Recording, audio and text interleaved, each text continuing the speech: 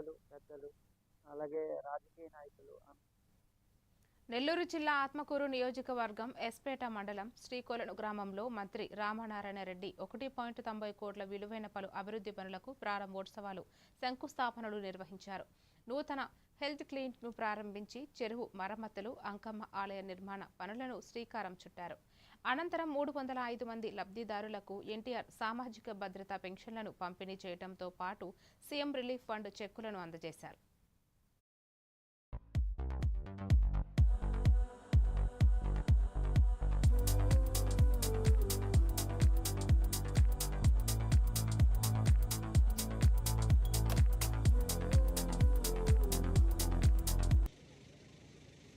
మన గ్రామానికి వచ్చేటప్పటికి శ్రీకొలంలో 305 మంది 12,86,500 రూపాయలు ప్రతి నెల 1వ తారీఖు సెలవు అయితే 30వ తారీఖు 31వ తారీఖు ముందు రోజే పెన్షన్లను పంపిణీ చేస్తామంది ఈనాటి ప్రభుత్వం అని చెప్పి నేను మీ అందరికీ మనవి చేస్తాను.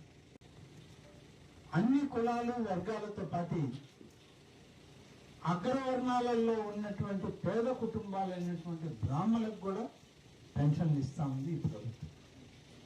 రాష్ట్రం మొత్తం మీద 46,148 మంది బ్రాహ్మణులకి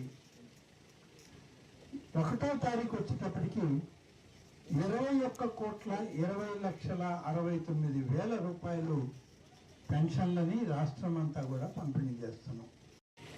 31.5 లక్షల ఆరోగ్య కేంద్రాన్ని పూర్తి చేసి వాళ్ళు ప్రారంభించాం.